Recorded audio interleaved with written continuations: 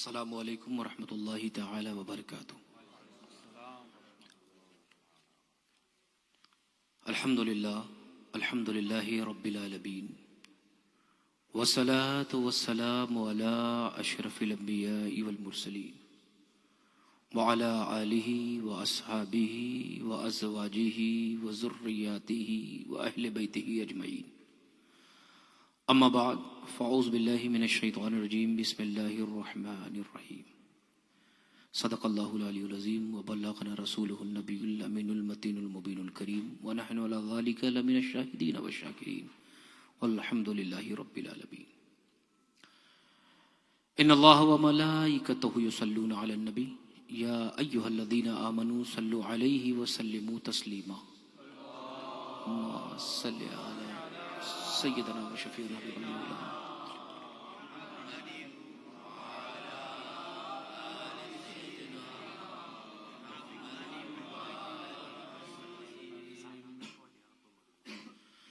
دوستو، بزرگوں، نوجوان ساتھیوں، اللہ سبحانہ و تعالیٰ کا لاکھ لاکھ شکر احسان ہے جس نے اپنی توفیق خاص سے ہمیں اور آپ کو آج اس محفل میلاد پاک میں حاضری کا شرف عطا کیا اور اپنے محبوب مکرم صلی اللہ تعالیٰ علیہ وسلم کے ذکر پاک کے حوالے سے باہم مل بیٹھنے کی توفیق عطا فرمائی۔ میں مبارکباد پیش کرتا ہوں بھائی توفیق کو کہ جنہوں نے اس محفل کے رول کو پلے کیا، اس محفل کو سجایا۔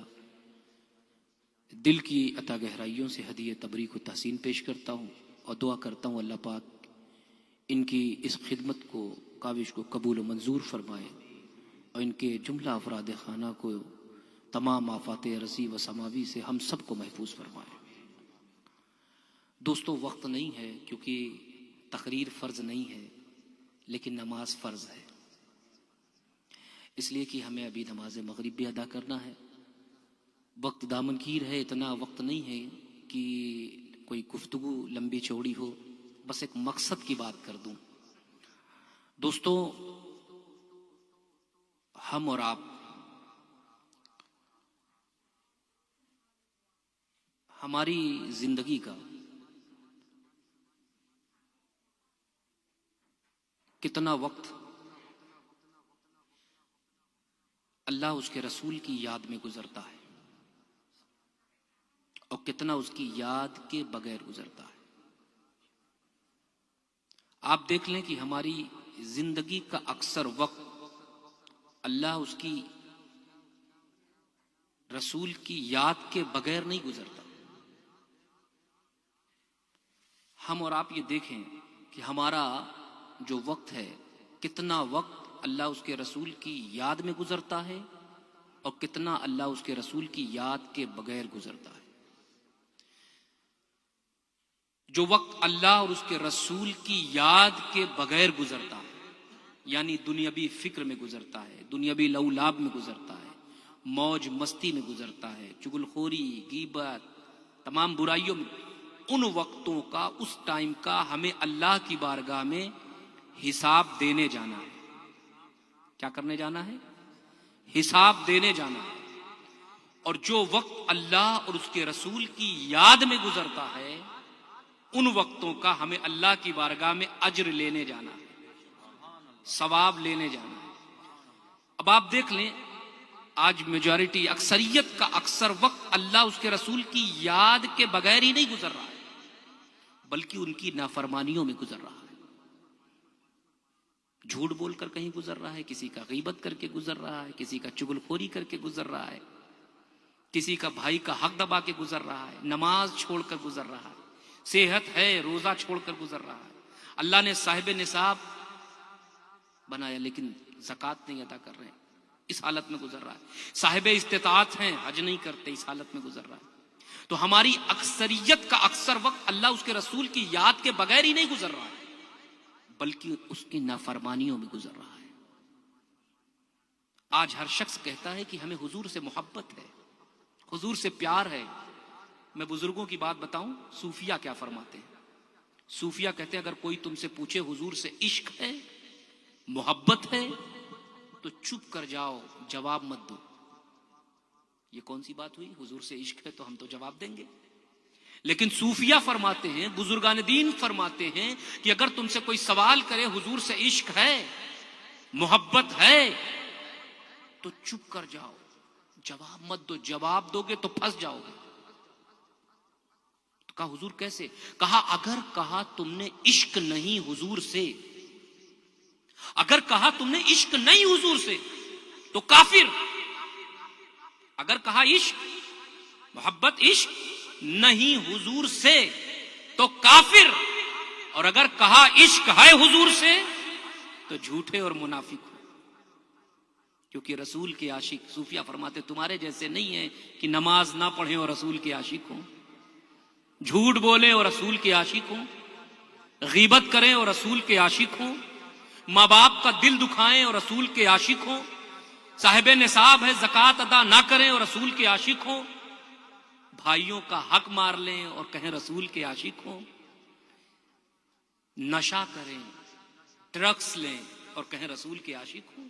نہیں، رسول کا سچا عاشق کون ہے؟ اب کل سے انشاءاللہ 11ویں شریف کا بھی مہینہ لگ جائے گا، میں بتا دوں رسول کا عاشق غوث اعظم فرماتے ہیں رسول کا سچا عاشق وہ ہے، غوث اعظم فرماتے ہیں سچا عاشق رسول کا وہ ہے جو کسی چیز کا مالک نہیں ہوتا، وہ کسی چیز کا مالک نہیں ہوتا بلکہ اس کی ہر چیز کے، ہر شے کے مالک خود خدا ہوتا ہے یا مصطفیٰ ہوتے ہیں۔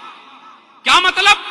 گھر ان کا ہوتا ہے، نظام مصطفیٰ کا چلتا ہے، بیٹے ان کے ہوتے ہیں، تعلیم مصطفیٰ کی چلتی ہے، اولاد ان کی ہوتی ہے، حکمرانی مصطفیٰ کی چلتی ہے، زندگی ان کی ہوتی ہے، اس پر قبضہ رسول اللہ کا ہوتا ہے۔ وہ کسی شے کے مالک نہیں ہوتے بلکہ ان کی ہر چیز کے مالک خود حضور ہوا کرتے ہیں۔ ان کا گھر ہوتا ہے، ان کی بیٹیاں ہوتی ہیں، لیکن پردہ رسول کا چلتا ہے۔ عزیزان ملت اسلامیہ، خوش بخت و خوش نصیب ہوتے ہیں وہ لوگ جن کو اللہ پاک اس طرح کی پاکیزہ مجالس میں حاضری کا شرف عطا کرتا ہے۔ نبی اکرم صلی اللہ علیہ وسلم نے ارشاد فرمایا اذا مررتم بریاض الجنت فرتعوا، اے میرے غلاموں جب جنت کے باغ میں جاؤ تو کچھ کھا پی لیا کرو، اپنی خوراک لے لیا کرو۔ اصحاب رسول نے حیران ہو کر سوال کیا وما ریاض الجنہ یا رسول اللہ، پیارے آقا اس دنیا میں وہ جنت کے باغ کہاں ہیں جہاں ہم جائیں کھا لیں پی لیں؟ تو حضور مسکرائے اور فرمایا مجالس الذکر، وہ محفلیں جہاں اللہ اور اس کے رسول کا ذکر ہوتا ہے، وہی جگہ جنت کا باغ۔ اس وقت آپ حدیث رسول کی روشنی میں جنت کے باغ میں ہیں، آپ کو نظر نہیں آ رہا، جنت کا باغ نظر آ رہا ہے؟ کوئی کہہ سکتا ہے جنت ہے تو نظر آنی چاہیے، جنت کا باغ ہے تو دکھنا چاہیے؟ تو وہ رب چاہے تو دکھا سکتا ہے جنت، لیکن دکھاتا نہیں۔ کیوں؟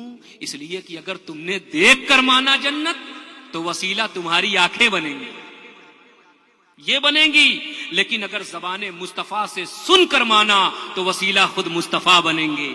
تو وہ رب تمہیں دکھا کے نہیں، زبان مصطفیٰ سے سنوا کے منوانا چاہتا ہے۔ جس نبی کے کہنے پہ تم نے جنت مان لیا، جس نبی کے کہنے پہ تم نے قیامت مان لیا، اس نبی کے کہنے پہ جنت نہیں مانو گے؟ عزیزان ملت اسلامیہ، کیا ہوا؟ عزیزان ملت اسلامیہ، آج ہم جیسے گنہگار چند لمحہ بیٹھ کر جس جگہ اللہ کا، اس کے حبیب کا ذکر کر دیں، وہ جگہ جنت کا باغ 15ویں صدی ہے۔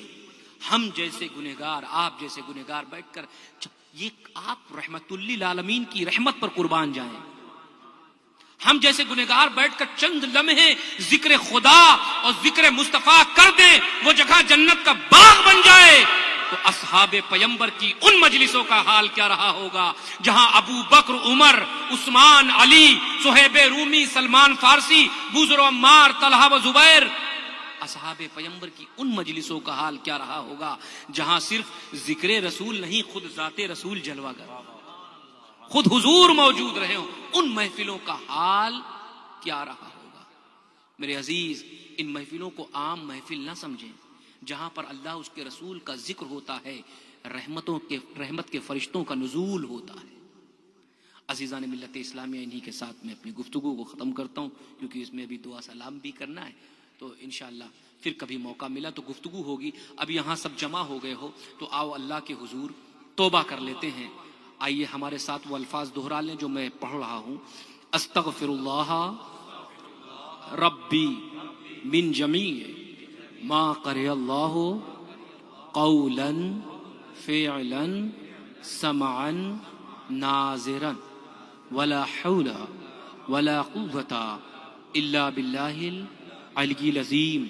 اے اللہ، توبہ کرتے ہیں ہم چھوٹے بڑے گناہوں سے، ان گناہوں سے جن کو ہم نے جان بوجھ کر کیا، ان گناہوں سے جن کو ہم نے انجانے میں کیا۔